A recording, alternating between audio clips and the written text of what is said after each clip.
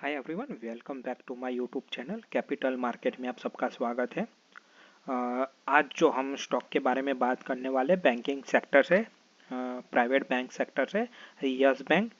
और वैसे जनरली मैं ऐसे स्टॉक को रिव्यू नहीं करता, लेकिन काफ़ी ऐसे स्टॉक को रिव्यू करना भी कोई मीनिंग नहीं रहता। हम लोगों ने काफ़ी बार भी बात किया है कि यस बैंक को अवॉइड कीजिए, लेकिन काफ़ी पब्लिक होल्डिंग भी है, तो डिस्कस करना भी बहुत ज़रूरी है कि यस बैंक में अभी प्राइस एक्शन क्या बिहेव कर रहा है। हम लोग कुछ भी फंडामेंटल एनालिसिस उस जो यस बैंक का पीएनएल है, एसेट क्वालिटी है, बैड लोन है, गुड लोन है, वो कोई भी डिस्कस नहीं करेंगे, प्योरली प्राइस एक्शन भी बात करेंगे।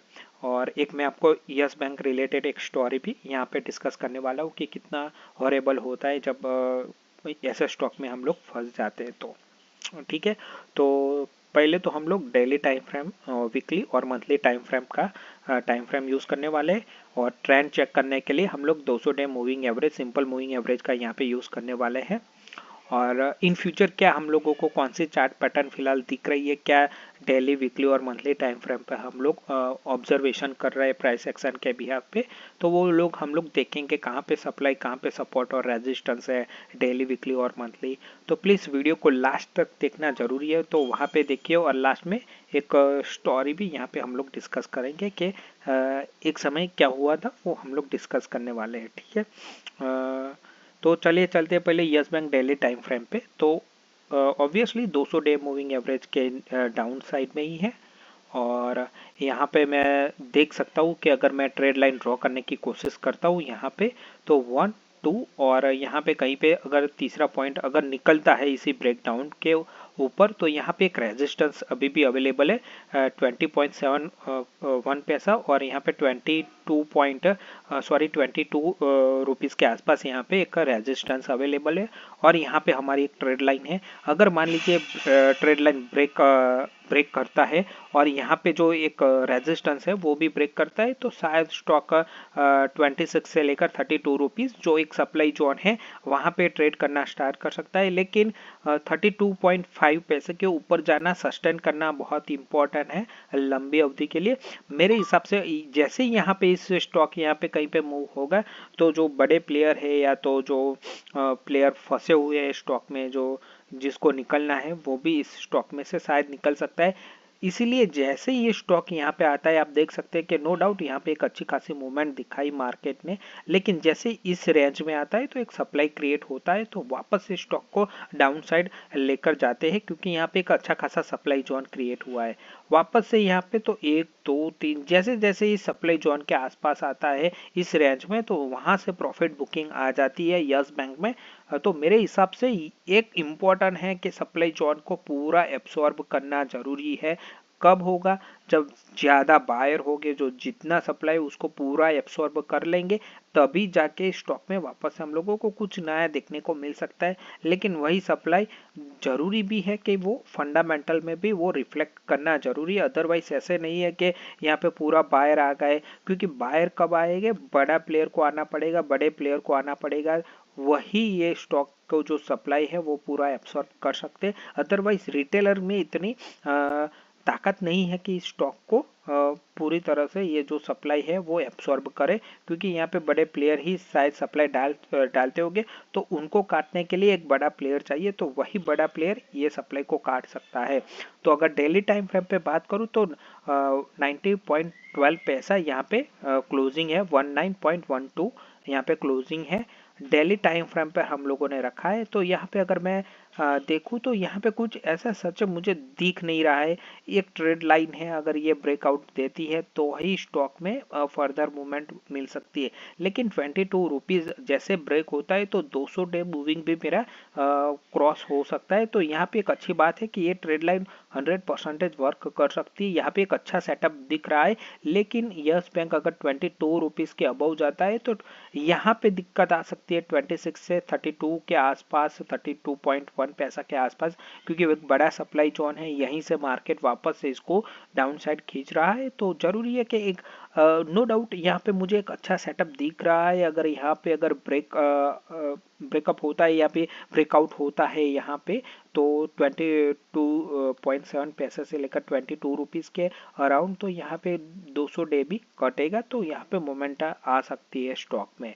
तो डेली टाइम फ्रेम में अभी भी स्टॉक में वीकनेस है, नेगेटिव ट्रेंड है, लेकिन एक होप रख सकते हैं कि यहाँ पे 22 रुपीज़ के अबव निकलता है तो यहाँ पे हम लोगों को और खरीदारी देखने को मिल सकती है। लेकिन सप्लाई जोन ऑलरेडी अपसाइड पे अवेलेबल है। वीकली टाइम फ्रेम पे मैं बात करूँ तो अगर वीकली टाइम फ्रेम पे सेम वही सिनेरियो दिख रहा है, आप देख सकते हैं करीब करीब फरवरी 24 से लेकर हम लोगों को, तो यहाँ पे भी सेम एक सिचुएशन है। लेकिन यहाँ पे एक अच्छी बात ये है, जहाँ पे अगर मैं एक ट्रेड लाइन ड्रॉ करने की कोशिश करूँ, जहाँ पे फरवरी मार्च में कोरोना का अगर लो यहाँ से पिक करता हूँ और सेकंड पॉइंट अगर ये लेता हूँ, तो यहाँ पे एक अच्छी बात ये है यस बैंक में कि यहाँ पे 200 डे मूविंग एवरेज के सपोर्ट ऑलरेडी ले चुका है। यहाँ पे हमारी ट्रेड लाइन है, तो यहाँ पे शायद एक मोमेंटम बन सकता है 70 रुपीज़ के आसपास, 70.80 के आसपास। यहाँ पे एक अच्छा सपोर्ट बन, ट्रेड लाइन का भी सपोर्ट है, 200 डे का भी सपोर्ट है, तो यहाँ पे एक अच्छा गुड लुकिंग सेटअप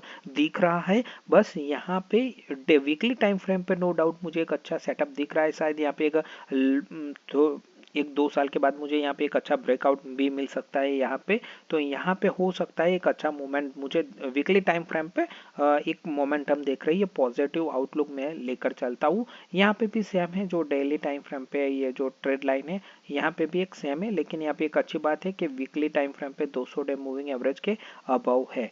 अब चलता हूँ मंथली, क्योंकि काफ़ी यानी यहाँ पे मंथली में देखते हैं मंथली में क्या चल रहा है सिनारियो। तो अगर मंथली में अगर मैं ट्रेड लाइन ड्रॉ करने की कोशिश करता हूँ तो नो डाउट यहाँ पे मुझे सेकंड पॉइंट दिख रहा है, और ये ट्रेड लाइन अभी मैं डिलीट कर देता हूँ क्योंकि ये मंथली में काम करने वाली नहीं है। 200 डे काफ़ी दूर है, काफ़ी यानी कि काफ़ी दूर है, तो मेरे हिसाब से यहाँ पे काफ़ी आप देख सकते हैं कि एक सेल ऑफ होता है तो कैसा होता है। अब देख सकते हैं आपके काफ़ी यानी कि पिटाई उसकी काफ़ी हुई है। इसके बाद मार्केट ने एक अच्छा परफॉर्म किया है, लेकिन ये स्टॉक ने इतना गुड परफॉर्म नहीं किया है, बट ऑब्वियसली क्योंकि काफ़ी इसमें टेक्निकली प्रॉब्लम थे, फंडामेंटली भी प्रॉब्लम थे, और काफ़ी करप्ट भी हुआ है, उसका काफ़ी सारा केस है, उसमें हम लोग ज़्यादा नहीं डिप में जाएंगे। लेकिन हाँ, यहाँ पे एक सपोर्ट है 20.6 पैसे से लेकर 140.38 पैसे, तो यहाँ पे एक सपोर्ट है जहाँ पे काफ़ी समय इसने ट्राई किया, होल्ड करने की कोशिश की, फिर यहाँ से एक ब्रेकआउट मिला है। तो नो डाउट यहाँ पे अगर मार्केट को चेंज होना है अगर यहाँ पे, तो यहाँ पे उसको एक मेरे हिसाब से ये 32 रुपीज़ क्रॉस करना बहुत ज़रूरी है। अगर ये क्रॉस करता है तभी हम लोग फिर नेक्स्ट स्टेप देख सकते हैं। फिलहाल मुझे नहीं लग रहा है कि 32-33 रुपीज़ क्रॉस कर सकता है इतनी जल्दी। टाइम हो सकता है क्रॉस कर ले, लेकिन टाइम कंजप्शन होगा इसमें। ऐसा नहीं है कि 3-4 महीने 5 महीने या 1 साल उसको लगेगा टाइम, क्योंकि 19 से 32 रुपीज़ तो प्राइस एक्शन में नो डाउट फंडामेंटल में भी वो चेंजेस होने चाहिए, तभी जाके प्राइस कोई पे करता है। ऐसे नहीं कि रैंडमली गैम्बलिंग की तरह नहीं होता है कि मैं इस स्टॉक को चलो लेकर चलता हूँ, क्योंकि यहाँ पे हैवी वॉल्यूम है। ऐसा नहीं है कि माइनर थाउजेंड्स और मिलियन वॉल्यूम है, छोटे वॉल्यूम है, बिलियन वॉल्यूम्स है यहाँ पे, मिलियंस बिलियंस वॉल्यूम है यहाँ पे। तो काफ़ी यहाँ पे ऐसा नहीं है कि सडनली कुछ भी यहाँ पे चेंज हो सकता है एक ही दिन या 1 साल में, टाइम लग सकता है। अगर 32 रुपीज़ यहाँ पे कुछ फंडामेंटल चेंजेस आते हैं तो 100% ये सप्लाई जोन भी कट सकता है, ऐसा नहीं है कि नहीं कट सकता है। लेकिन आप देख सकते हैं कि 200 डे के काफ़ी यानी जो गिरावट स्टॉक में देखने को मिली है, यानी बहुत बोल सकते हैं कि बहुत एक काफ़ी गिरावट ये आप देख सकते हैं कि कैसे स्टॉक की पिटाई हुई है। अभी हम लोग चलते हैं कि मैं जो आपको स्टोरी दिखाने जो बोलने वाला हूँ वो बात कर लेता हूँ।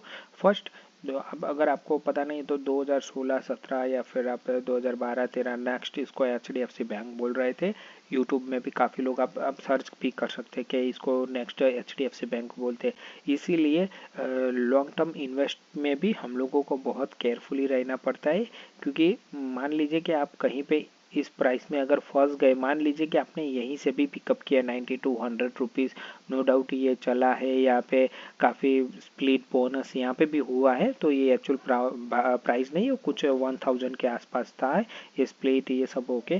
तो ऐसा होता है कि अगर मान लीजिए कि आप ऐसे स्टॉक में फंस गए और आपने इन्वेस्टिंग करते रहे इस स्टॉक में, तो मान लीजिए कि आपके प्राइस आने में भी सालों लग सकते हैं। तो जरूरी है कितना आप लोग एवरेज करोगे, उससे तो अच्छा कोई एक नया स्टॉक पिक करके उसमें पैसा डालने में बहुत समझदारी होती है।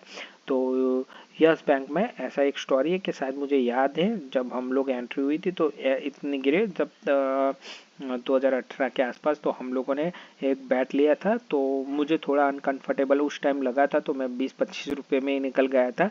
लेकिन मेरा एक फ्रेंड है जो अभी तक ये वो पोजीशन होल्ड है, तो उसने कुछ 150 में भी लिया है, 180 200 पे भी लिया है, 100 पे भी लिया है, 50 60 70 रुपीज़ पे भी, अभी भी उसकी जो एवरेज वो नहीं आई। तो कहने का मतलब ये है कि मोरल ऑफ द स्टोरी है कि अगर कोई कुछ भी गलत है स्टॉक में, तो फिर वो कभी भी कितना भी एवरेज कर लो, अभी तक उसका जो एवरेज है कुछ काफ़ी, यानी कि वो यहाँ से वो एवरेज कर रहा है तो अभी भी उसकी एवरेज से काफ़ी दूर है, कुछ उसका 70 80 90 के आसपास बन रहा है अभी भी एवरेज, तो उससे भी काफ़ी दूर है। तो मॉरल ऑफ द स्टोरी यही है, कहना चाहता हूँ कि अगर मान लीजिए कोई भी स्टॉक इतनी सडनली आप मान के चले कि नो डाउट एक फेज होता है जहाँ पे स्टॉक अगर टेक्निकली कुछ उसमें प्रॉब्लम है तो हो सकता है कि 50-60% गिरने के बाद रिकवरी हो जाता है, लेकिन वो हर स्टॉक में नहीं होता है, क्योंकि काफ़ी आप मान के चलिए 100 स्टॉक में एक आप रैंडमली पिकअप करके चलिए, डिस्ट्रीब्यूशन हम लोग समझते हैं यहाँ पे 100 स्टॉक ऐसे आप लोग पिक कीजिए जो बहुत ही खराब है, यानी कि यस बैंक, मैं बोल नहीं रहा हूँ कि यस बैंक गंदा है, वो सब टेक्निकली प्रॉब्लम है, तो ऐसे टेक्निकली प्रॉब्लम वाले 100 स्टॉक आप पिक कीजिए, उसमें से आप लोग देखिए कि सेम टेक्निकल ही प्रॉब्लम होना चाहिए, फिर हम लोग 7 से 8 साल के बाद उसको रिव्यू करेंगे कितने स्टॉक निकल लेंगे इसमें से, हार्डली 3 और 4 स्टॉक। तो जरूरी नहीं है कि आपने जो पिक किया वो जरूरी नहीं है कि वो टेक्निकली प्रॉब्लम है, लेकिन वो लंबी अवधि के लिए एक अच्छा वो वापस से रिकवरी करेगा नहीं। मैं तो ये भी कह सकता हूँ आपको 100 में से शायद कोई भी आपको ना मिले, क्योंकि वो बहुत हार्डली पॉसिबिलिटी होती है। जैसे अभी जहाँ पे आप स्मॉल कैप है, काफ़ी ऐसी कंपनियां हैं, तो आप लोगों को शायद ये पता नहीं होगा जो उसके हाई से अभी इतने छोटे से 10-11% मार्केट के करेक्शन से वो जो अपने हाई है 60 से 70% गिर चुके हैं, शायद वो भी हो सकता है, जो काफ़ी ऐसे स्टॉक हो के कि अभी वो कभी भी वो लाइफ टाइम हाई है जो अभी लगा है 2023-24 में, वो कभी भी वो गेन नहीं कर पाएंगा वापस से। तो उनकी सोचिए जो फंस जाते हैं, तो हमेशा अपना रूल्स रखना है कि भाई मुझे 20-25% तक मैं ठीक हूँ, इसके नीचे अगर मुझे कुछ भी टेक्निकली गलत लगता है तो ओके आई एम आउट, यही होना चाहिए, तभी हम लोगों के पैसे बन सकते हैं। अदरवाइज ऐसे स्टॉक में रिव्यू भी मैं नहीं करना चाहता हूँ। यस बैंक में पर्सनली अगर मैं बोलूँ उसमें कुछ है ही नहीं, रिव्यू क्या मैं रिव्यू करूँ इसमें, क्योंकि टेक्निकली साउंड होना चाहिए, नो डाउट। अब यहाँ पे आप बोल सकते हैं कि यहाँ पे एक पॉजिटिव ट्रेंड चल रहा है, दिख रहा है, वो सब बात सही है, लेकिन आप लोग 50 60 70 80 पैसे पे फंसे हुए, कोई तो 150 190, क्या वो 180 150 कब प्राइस आ सकता है, क्योंकि ऐसा नहीं कि यहाँ पे एक सप्लाई जोन है, यहाँ पे भी एक प्राइस एक्शन है और यहाँ पे भी प्राइस एक्शन है 150। तो आप सोच के देखिए कि यहाँ पे उसको हाई अभी 30 70 400, ये क्या पॉसिबल है कि 400 वापस आ सकता है। आप देख सकते हैं कि 2018 में उसका हाई था 400, चलो मान के चलते 400 ही है, तो 400 उसका हाई था अगस्त, अभी कितने साल हो गए, 6-7 साल के अबव हो चुका है, तो क्या ये आ सकता है, नहीं आ सकता है।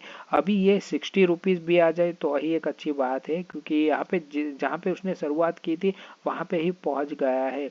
यहाँ पे आप बोल सकते हैं कि यहाँ पे भी था 49 से लेकर 9 रुपीज़ के बाद, यहाँ पे फंडामेंटल इतना टेक्निकली जो यहाँ पे हुआ टेक्निकली ये यहाँ पे नहीं हुआ था, ठीक है। तो अभी हो सकता है आप लोगों को लगे कि सब कुछ ठीक हो सकता है, लेकिन ऐसा नहीं कि तुरंत ही हो सकता है, बहुत ही चेंजेस चाहिए तब जाके हो सकता है। जो उसका बैड लोन है, फिर काफ़ी करप्शन भी हुआ है कुछ उसमें, तो वो सब वीडियोकॉन का भी मामला है, वो सब है, तो उसको पहले पूरा ये क्लियर करना पड़ेगा, तभी प्राइस एक्शन में यहाँ पे कुछ हो सकता है। अदरवाइज मेरे हिसाब से यहाँ पे एक सप्लाई जोन है 26 से 32.84 के आसपास यहाँ पे सप्लाई जोन है। जैसा आएगा मार्केट यहाँ से आप लोगों को वापस से एक सप्लाई जोन आ सकता है और यहीं से रिकवर हो सकता है।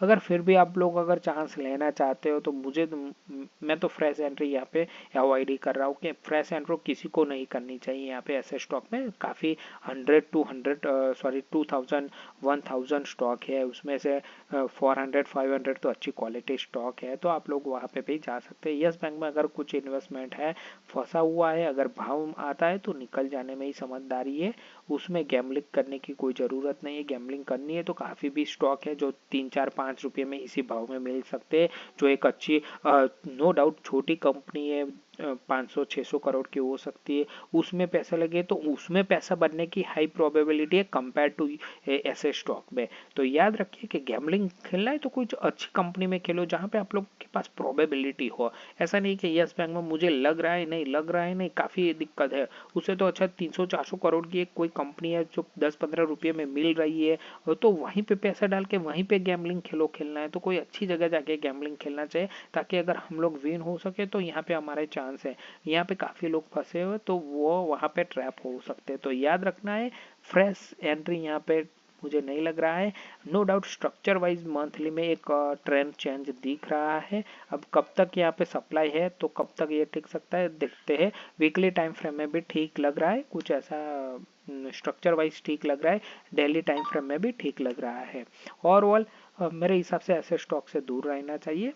फ्रेश एंट्री के मैं अवॉइड ही कर रहा हूँ, क्योंकि ऐसे स्टॉक में से अच्छा है मैं कोई दूसरी कंपनी जो 200 300 करोड़ वाली कंपनी है मैं वहाँ पे गैम्बलिंग करना पसंद करूँगा सिवाय के यहाँ पे। तो आई होप आप लोगों को वीडियो पसंद आया होगा, तो प्लीज़ वीडियो को लाइक कीजिए और चैनल को सब्सक्राइब कीजिए। Thank you for watching.